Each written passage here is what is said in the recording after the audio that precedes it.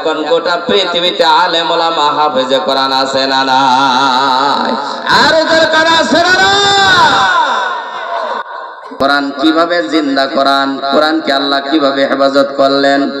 ভাইজান আমার, রাশিয়ার সাথে আফগানিস্তানের সাথে যখন যুদ্ধ হলো, রাশিয়ান সেনা সৈন্যরা তারা চিন্তা করলো আমরা মুসলমানদের সাথে যুদ্ধ করি।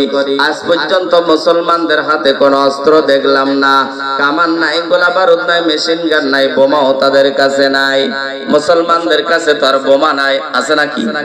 এক সময় দেখবেন বিগত সময় মাদ্রাসার মধ্যে বোমা তালাশ করেছিল, ঠিক না বেঠিক?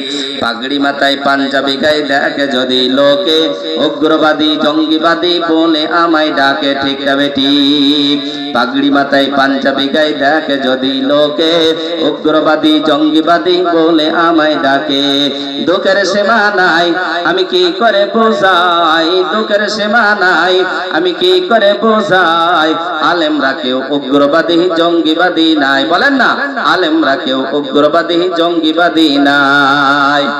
মাদ্রাসাতে পড়ি মোরা এই যে অপরাধ, জঙ্গিবাদী বলে আমায় দেয় যে অপবাদ, ঠিক না?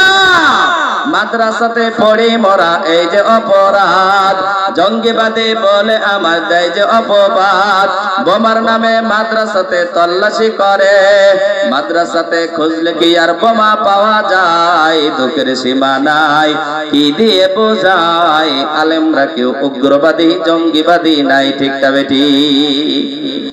ভাইজান আমার, রাশিয়ান সৈন্যরা চিন্তা করলো এতদিন পর্যন্ত মুসলমানদেরকে বোমাবাজ বলে গালি দিলাম, কিন্তু একটা বোমাও তাদের কাছে পাইলাম না।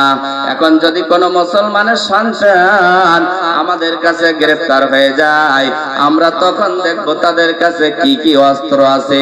ঠিক এমন মুহূর্তে, এহেন পরিস্থিতিতে আপনার পাকিস্তানের একটা যুবক সন্তান মাত্র 12-13 বছর বয়স হবে, হাফেজে কোরআন, তার নামটা হলো হাফেজ গুল মোহাম্মদ। একটু আওয়াজ করে বলুন তার নামটা কি? হাফেজ গুল মোহাম্মদ। হাফেজ গুল মোহাম্মদ রাশিয়ান সৈন্যদের হাতে গ্রেফতার হয়ে গেল। রাশিয়ান সৈন্যরা ডাক দিয়ে বলে, ও হাফেজ, তুমি কোরআনের হাফেজ, জিন্দা হাফেজ, আমরা তোমাকে হত্যা করে দেব। চতুর্দিক থেকে অস্ত্রগুলো তার বুকের উপরে ধরে রাখছে বাবা। এখন বলতেছে তোমাকে হত্যা করে ফেলবো। তোমাদের কোরআনুল কারীমের মধ্যে সূরা হিজরের 9 নম্বর আয়াতের মধ্যে তোমাদের আল্লাহ ঘোষণা করে দিয়েছে, ইন্না নাহনু নাযালনা যিকরা ওয়া ইন্না লাহু লাহাফিজুন। আল্লাহ কোরআন নাজিল করেছে, ওই কোরআনের হেফাজতকারী আমার আল্লাহ, ঠিক না বেঠিক? রাশিয়ান সৈন্যরা বলে তোমাদের আল্লাহ কোরআন নাজিল করেছে, আর কোরআনের হেফাজতের জিম্মাদারি আল্লাহ নিজে কুদরতে হাতে গ্রহণ করেছে। আমরা 17 দিকে রাশিয়ান সৈন্য, আর তুমি মাত্র একা, আমাদের হাত থেকে তোমাকে কেউ বাঁচাইতে পারবে না। এখন আমরা তোমাকে হত্যা করব। তুমি একটা হাফেজে কোরআন, তোমাকে হত্যা করা মানে কোরআনকে হত্যা করা। এখন কোরআনকে হত্যা করব, তোমার আল্লাহ তাআলাকে বলো কেমন দেখি তোমার আল্লাহ আমাদের হাত থেকে তোমাকে বাঁচাইতে পারে। আমার আল্লাহ বাঁচানোর মালিক, ক্ষমতা আছে না নাই? আর জোরে বলেন, আছে না নাই? ওই হাফেজে কোরআন বলল, ও রাশিয়ান সৈন্যরা, তোমরা শোনো, আমার আল্লাহ যদি আমার হায়াত রাখে, তোমাদের কারোর ক্ষমতা নাই আমাকে দুনিয়া থেকে বিদায় করা। বলে আমাকে যেই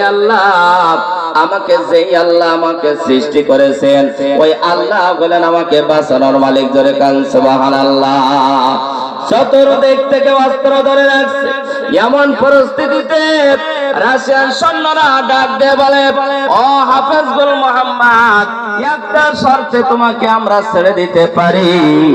যদি বলো তোমাদের মুসলমানদের কাছে অস্ত্র আছে কোথায়, বোমা আছে কোথায়, কি কি অস্ত্র আছে, আর এই অস্ত্রের গোডাউনটা কোথায়, অস্ত্রের সন্ধান যদি দিতে পারো ওয়াদা দিলাম তোমাকে আমরা ছেড়ে দিব, অন্যথায় তোমাকে আমরা দুনিয়া থেকে বিদায় করে দিব। হাফেজুল মোহাম্মদ ডাক দিয়ে বলে, যেই অস্ত্রের বলে বলিয়ান হইয়া মুসলমানরা তোমাদের সাথে যুদ্ধ করে, এই মুহূর্তে আমি হাফেজুল মোহাম্মদের কাছে সেই অস্ত্র আছে। জোরে কান সুবহানাল্লাহ।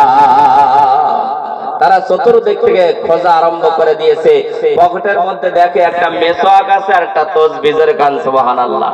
আর তো মুসলমানদের কাছে কিছু নাই। ভাইজান রে আমার, রাশিয়ান সৈন্যরা বলল, ও হাফেজ, তোমার কাছে তো দেখি কোনো বোম নাই, অস্ত্র নাই। বলে আছে, তোমাদের দেখার মতো চোখ নাই। একটু জোরে কর না আল্লাহু আকবার। তোমাদের দেখার মতো চোখ নাই।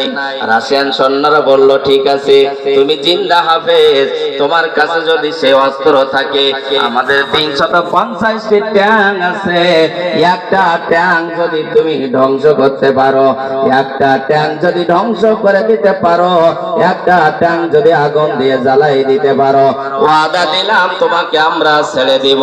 একটু জোরে কান্না সুবহানাল্লাহ। হাফেজুল মোহাম্মদ ডাক দিয়ে বললেন, ও সৈন্যরা, তাহলে আমাকে একটু পানি দাও। বলে, পানি দিয়ে কি করবে? বলে, পানি দিয়ে বোম বানাবো। জোরে কান্না সুবহানাল্লাহ। একটু পানি নিলেন। বলে, পানি নিয়ে হাফেজে কোরআন সুন্দরভাবে উত্তম রূপে তিনি উযু বানাইলেন। উযু বানাইয়া 2 রাকাত নামাজে দাঁড়াই গেলেন। জোরে কান সুবহানাল্লাহ। বন্ধুগণ আমার, নামাজে দাঁড়াই গেলেন। নামাজ শেষ করিয়া সিজদায় যাইয়া ছোট মানুষ হাফেজে কোরআন কান্দে, আল্লাহ আমাকে হত্যা করে দেবে, কোনো আপত্তি নাই, কিন্তু আমি যে তোমার হাফেজে কোরআন, তারা তো বলেছে আল্লাহ কোরআনকে তারা হত্যা করবে, আমার বেইজ্জতি করবে, কোনো আপত্তি নাই, কিন্তু তোমার কোরআন বেইজ্জতি ভাবে আমি হাফেজে কোরআন জিন্দেগিতে এটা পছন্দ করি না। তুমি কি পারো না রাশিয়ান সৈন্যদের কাছ থেকে আমাকে হেফাজত করতে? জোরে একবার চিৎকার দিয়ে বলুন সুবহানাল্লাহ। ভাইজান আমার গভীর মনোযোগ, হাফেজে কোরআন নামাজ পড়ে কান্দে। আফগানিস্তানে আমি আল্লাহকে দেখেছি। এই কিতাবটা যদি কোনোদিন পান বাবা, কিনে একটু পড়বেন। সেখানে স্পষ্ট ভাষায় লেখা আছে, বাবা ওই হাফেজুল মোহাম্মদ ছোট মানুষ যখন এইভাবে আল্লাহর দরবারে হাত উত্তোলন করে কান্দে, গাইবে একটা আওয়াজ হয়ে গেল, হাফেজ রে, এক মুষ্টি মাটি নিয়া আমি আল্লাহর নামটা পড়িয়া ফুৎকার দিয়া ট্যাঙ্কের দিকে নিক্ষেপ করে দেওয়ার দায়িত্ব তোমার, বাকি কাজ করার দায়িত্ব আল্লাহ। নারায়ে তাকবীর! ট্যাঙ্ক ধ্বংস করার ক্ষমতা আমার আল্লাহর আছে না না? হাফেজে কোরআন গুল মোহাম্মদ ছোট মানুষ নামাজ শেষ করলেন। এক মুষ্টি মাটি বালু হাতের মধ্যে নিয়া বিসমিল্লাহি আল্লাহু আকবার বলে, লা ইলাহা ইল্লাল্লাহু মুহাম্মাদুর রাসূলুল্লাহ পরে যখন বালুতে ফু দিয়া ট্যাঙ্কের দিকে যখন নিক্ষেপ করে দিয়েছে, বাবা একটা দুইটা নাই, মুহূর্তের মধ্যে 350টি ট্যাঙ্ক দাও দাও করে আগুন জ্বলে ধ্বংস হয়ে যায়। আর যার কান সুবহানাল্লাহ। কোরআন হেফাজতের দায়িত্ব কার? এই কোরআনের হেফাজতের দায়িত্ব দিয়েছে আল্লাহ হাফেজে কোরআনদের উপরে। কার উপরে? হাফেজে কোরআনদের উপরে দায়িত্ব দিয়েছে। এই মাদ্রাসার মধ্যে আপনার হাফেজ ছাত্র তৈরি হয়। এই হাফেজ ছাত্রটা যদি আপনার সন্তান যদি হাফেজে কোরআন হয়, কিয়ামতের ময়দানে আমার আল্লাহ শাহী মুকুটের উপরে বসে থাকবে। এরপরে আমার আল্লাহ হাতের মধ্যে একটা নূরের টুপি নিয়া আমার আল্লাহ বলবে, বাবা তোমরা এদিকে আসো। নবীদের বাবা দাঁড়ায় যাবে, অমুক তমুকের বাবার দাঁড়ায় যাবে। আমার আল্লাহ ঘোষণা করবে, বলে আমি ইব্রাহিম নবীর বাবা, আমি তোমাকে ডাকি নাই। আমি আইয়ুব নবীর বাবা, বলে আমি তোমাকে ডাকি নাই। একজন বলবে আমি হাফেজে কোরআনের বাবা, আমার আল্লাহ ঘোষণা করবে, আমি তোমাকে খুঁজি, আমি তোমাকে তোমাকে ডাকতেছি, জোরে একবার কোন সুবহানাল্লাহ। ওই হাফেজ কোরআনের বাবা যখন আসবে সাথে সাথে আমার আল্লাহ পাক রব্বুল আলামিন ওই নূরের টুপিটা হাফেজ কোরআনের বাবার মাথার উপরে পরায় দেবে। একটু জোরে বলেন না সুবহানাল্লাহ।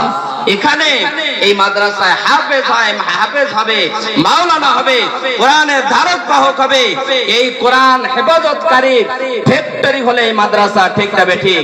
আমরা এই মাদ্রাসার পক্ষে থাকতে চাই কি চাই না? দুই হাত উত্তোলন করে বলুন চাই কি চাই না? আরো জোরে বলুন চাই।